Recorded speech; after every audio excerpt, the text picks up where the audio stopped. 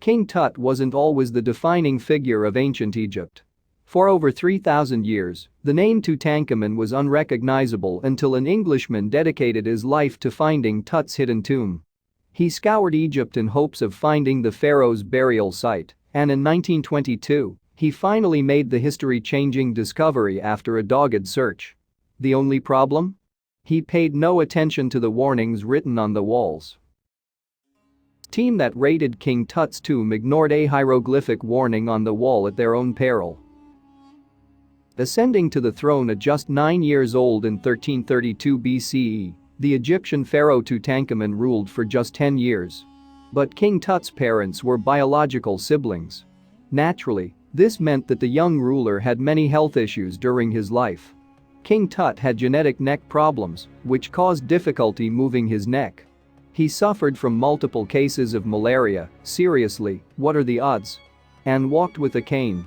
Life was not so glamorous for the ruler. The pharaoh passed suddenly at the age of 19, leaving no heirs to the throne, as his wife Ankhesenamun bore 2 stillborn daughters. Next in line was his Grand Vizier A, who married his widowed wife and took control of the kingdom. The Tutankhamun family line was broken. Quickly, King Tut was placed among his worldly treasures in a tomb that was then sealed for all of eternity. With the doors locked and location hidden, the reign of King Tut vanished and was buried in thousands of years' worth of sandstorms.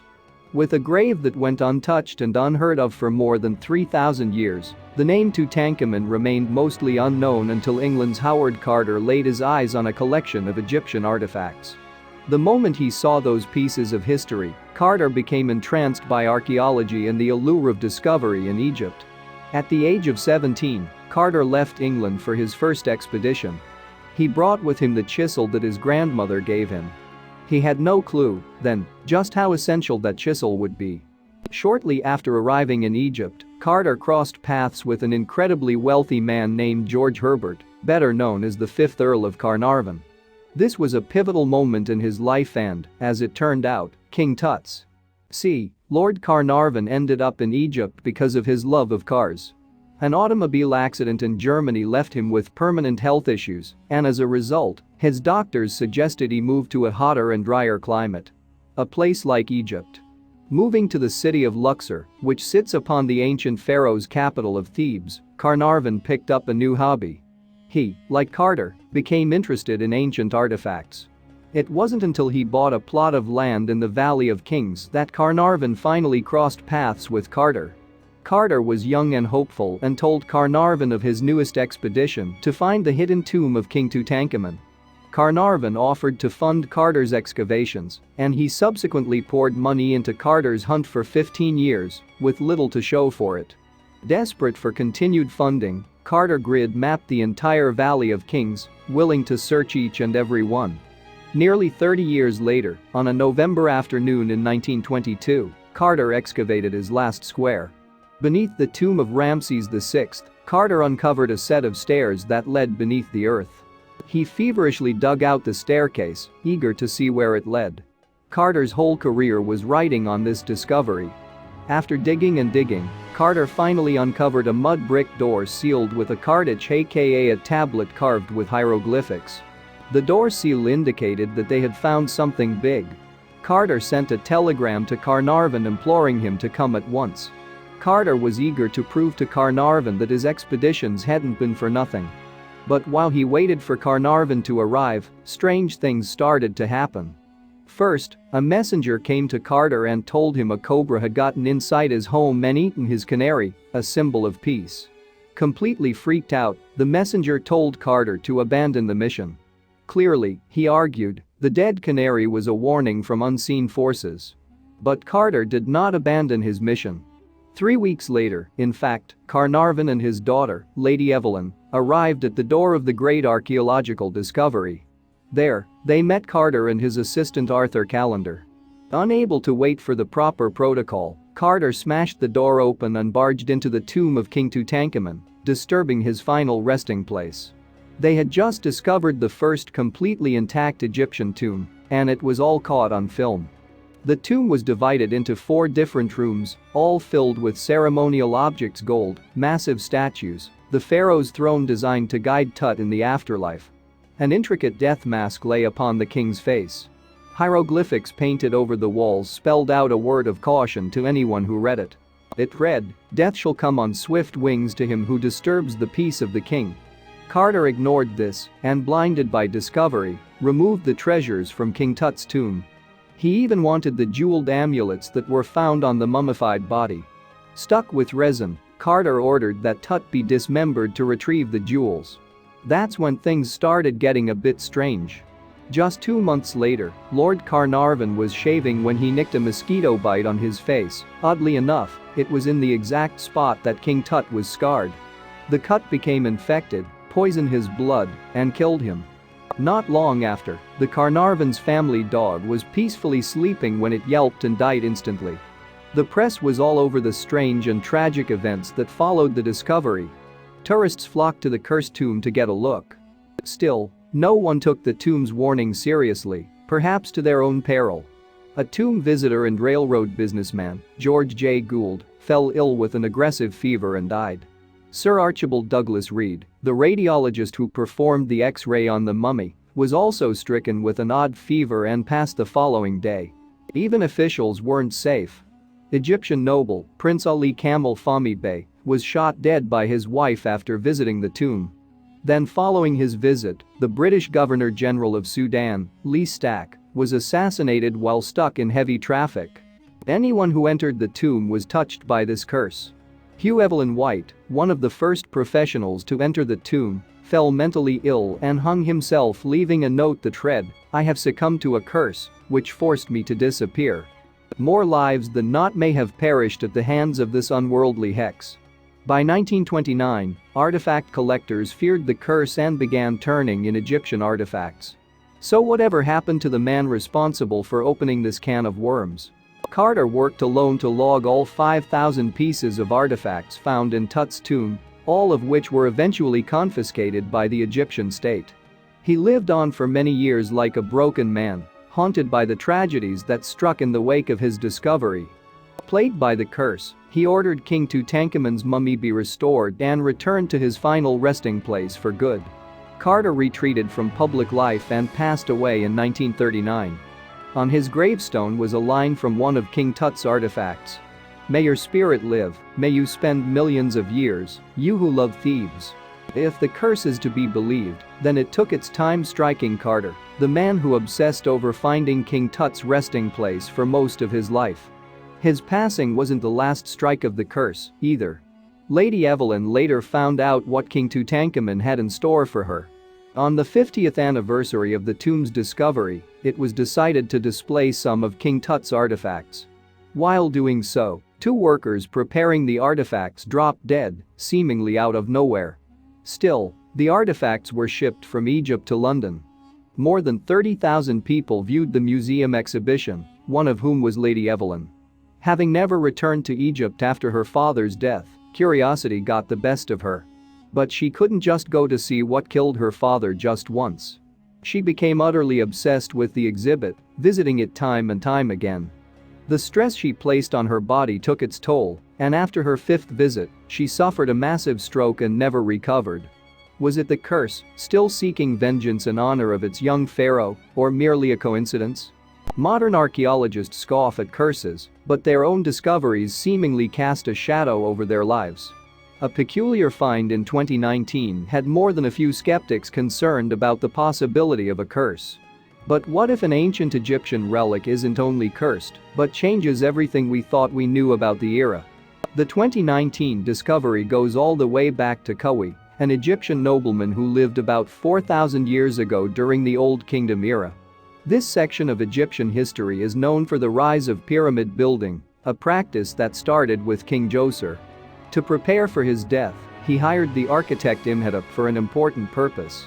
Imhotep took the king's assignment very seriously and returned with the design of an enormous building, suitable for an Egyptian royal's resting place. What the architect didn't realize, though, was how big an impact his work would go on to have. On the king's orders, Imhotep had designed the step pyramid at Saqqara. After Imhotep's step pyramid, Egypt's ruling class wanted more funerary monuments, so designers and builders got busy. This led to, among other things, the creation of the Great Pyramid at Giza. A Greek historian by the name of Herodotus believed the construction must have taken around 20 years and the work of some 100,000 individuals. During this time of building beautiful graves for their rulers, the Old Kingdom became dotted with pyramids.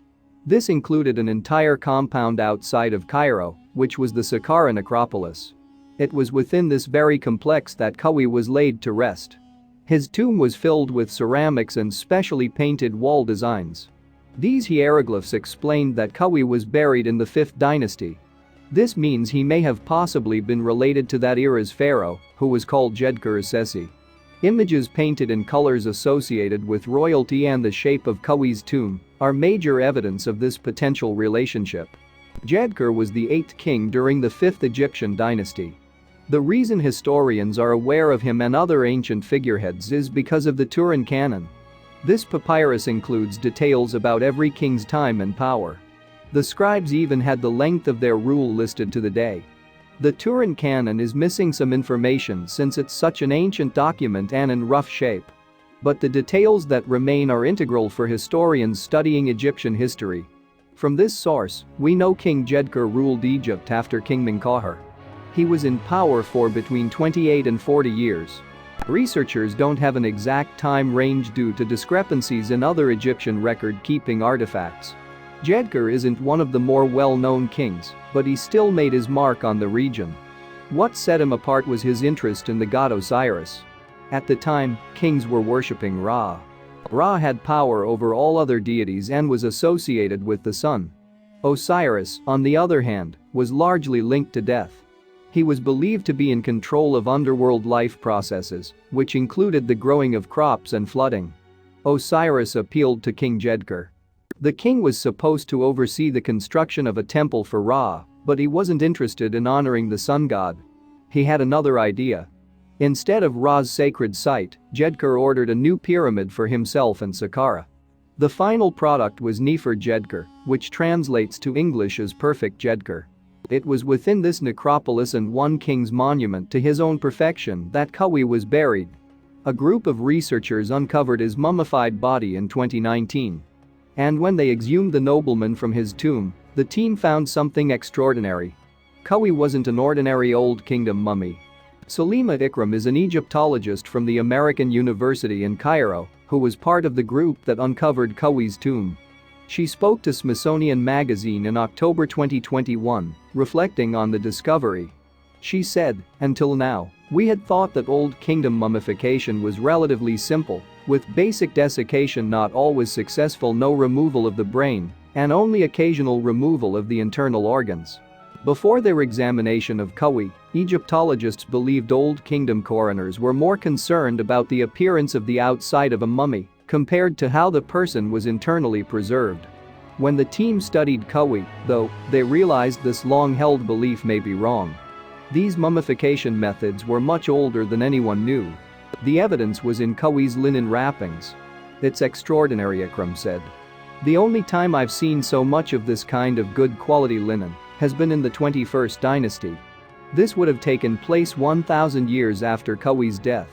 Apparently, Egyptian coroners invented high-quality mummification before then. Like mummies of a later era, Khufu's body was preserved with tree sap resin, which worked remarkably well for embalming. Then, his resin-covered skin was wrapped in the fancy linen wrappings that excited Ikram's team. But even after the examination of Khufu's corpse, the researchers weren't completely comfortable confirming their discovery. The grave may have originally belonged to Khufu, but his body could have been replaced with that of a different nobleman. Expressing this skepticism, Ikram said, "I remain hesitant until we can conduct carbon-14 dating. If this is indeed the mummy of Khufu, this will truly be a unique discovery that dramatically shifts our understanding of the history of the Old Kingdom." The mummy's carbon-14 dating should take about 6 months to finish. If the results prove that the embalmed body in the tomb actually is Khufu's, it would be a massive find for the archaeologists. Besides confirming the age of advanced mummification, this would also change the previous understanding of early Egyptian trading. While she's awaiting more information, Ikram remains excited about the possibility of Khufu being an Old Kingdom mummy. She said, "This would completely turn our understanding of the evolution of mummification on its head. The materials used, their origins, and the trade routes associated with them will dramatically impact our understanding of Old Kingdom Egypt." However, Ikram and her team should be careful when it comes to disturbing centuries-old Egyptian burial grounds. After all, they wouldn't want a repeat of what happened when archaeologists opened King Tut's tomb back in the 1920s. The act unleashed a mummy's curse that took the lives of a number of researchers affiliated with the discovery, which is why when a mysterious locked chest was later discovered in the tomb, no one dared open it, at least for a time. But curiosity is a powerful thing, and eventually, two researchers could no longer resist the urge to unlock the chest and reveal its ancient contents to the world. This duo was about to make history. Little did they realize they were about to unleash another curse upon Egypt in the process. The world was eager to find out what lay inside, but only a few people would be able to actually touch the chest. This created a puzzle. How would the team show the world what was going on? The solution was to actually film the careful opening of this mysterious chest, an idea brought up by Bettany Hughes, historian and TV host of Egypt's Great Treasures. Hughes had been observing the chest for her show, along with other experts who were preparing it for a museum exhibition at the new Grand Egypt Museum in Cairo. To the average eye, the chest appeared as a simple box, ignoring the fact that it was 3,500 years old, of course. On closer inspection, though, it was far from simple. Hughes used her knowledge of the past to emphasize the unique background of the unopened box. One of the items in Howard Carter's original photographs of Tutankhamun's tomb was this enigmatic box, she said. Since 1923, the box had been left alone, and for a well-known reason. When the excavation of King Tutankhamun was being completed, both Howard Carter, a British archaeologist, and his financier, Lord Carnarvon, found trouble. Carnarvon died of blood poisoning months after the tomb opened, seemingly succumbing to the fabled curse of the pharaohs. Since then, the mysterious chest was untouched, for fear that a new curse would be unleashed. Further deaths and illnesses helped fuel the legitimacy of the curse, but as the modern-day experts carefully prepped King Tut's chamber for a museum display, they weren't thinking too much about it. As far as the locked chest was concerned, it probably wasn't cursed at all, they thought. After all, that artifact hadn't belonged to King Tut. Although countless artifacts from the 63 tombs found within Tut's burial chamber did belong to him, the closed chest was the only thing that didn't. It belonged to his wife, Ankhesenamun, who also happened to be his half-sister. As the only possession of hers, it became even more unique, and Hughes was determined to figure out the mystery.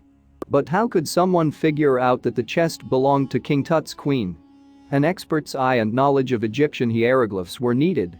On the side of the chest was a cardage, recognized from other ancient artifacts, which symbolized Ankhesenamun's name. The ancient symbol acted as a signature of the owner. Now that they'd confirmed who owned the chest, the big day was about to arrive. On the morning of the filming, the crew of Egypt's Great Treasures gathered around the chest. The guest of honor was Dr. Essa Zaidan, an Egyptian antiquities expert and archaeologist. As the cameras rolled, Dr. Zaidan offered his theories for the chest. It might have been a linen chest for Ankhesenamun, starring all the queen's royal outfits, or perhaps the contents were something even more special. At long last, it was time for the moment they'd been waiting for. Hughes then asked Dr. Zaidan the big question. Could the unopened chest be unlocked? They'd discussed this briefly, and Dr. Zaidan was all in for it. The cameras were more than ready. This was a mystery 3,500 years in the making. Before it would make its grand appearance at the Grand Egypt Museum, Bettany Hughes and the audiences of Egypt's Great Treasures had a rare sneak peek. Could there be preserved fashion artifacts from thousands of years ago inside? Under the watchful eye of Dr. Zaidan and Hughes, the chest's lid was lifted up. Dramatic music would later be added to the final cut of the TV show, plus some close-ups on the faces of the experts nearby to really stretch the reveal. In the actual room itself, however, everyone was silent waiting. Inside, the biggest surprise was that there was nothing. After all the time, since it was left behind in King Tut's chamber and pictured in the background of the photograph by Howard Carter, the chest of Ankhesenamun was empty. But Hughes wasn't done. She leaned in and took a long whiff of the scent that wafted out from the chest, a smell from 3,500 years ago. "You can smell the wood and the resin, it's empty, but you can smell the history coming out of it," she remarked. She and Dr. Zaiden had made history, and in their excitement, they had forgotten about the curse.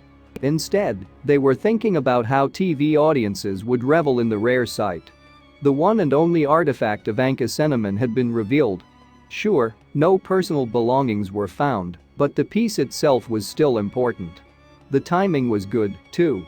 It would get audiences excited for an upcoming mummy exhibition. With COVID-19 still affecting traveling, museums needed to think outside the box for ways to revitalize worldwide interest. In Cairo, the Ministry of Tourism and Antiquities had something up its sleeve. Everything was going to go according to plan, or so they thought. The idea was to do a televised mummy parade, a multi-million-dollar extravaganza fit for a pharaoh. 22 ancient royal mummies would travel to the National Museum of Egyptian Civilization, and there would be fanfare all along the way. Roads were even freshly paved to ensure a smooth, gentle procession path. The pharaoh's golden parade was filled with high security and celebrated as an outdoor event as COVID-19 restrictions began to loosen. Along the route, King Ramses II, Queen Hatshepsut, and other nobles were honored by performers, an orchestra, and a 21-gun salute. The rulers' bodies were specially housed in nitrogen-filled cases built into chariots to escort them. But with so many mummies, what about the curse? Although the curse skipped Hughes and Dr. Zaiden, it seemed to target the parade. In the last days of event preparation, the Suez Canal blockage occurred. For several days, a mammoth cargo ship completely blocked other vital ships from passing, costing hundreds of billions in damage to the world economy. The strangest part. The ship was an exact 666 kilometers drive from Tut's tomb. The mere existence of Ankhesenamun's locked chest had proven vastly important, even if it may not have held long-lost secrets to Egypt's past. Thanks for watching, and don't forget to like and subscribe.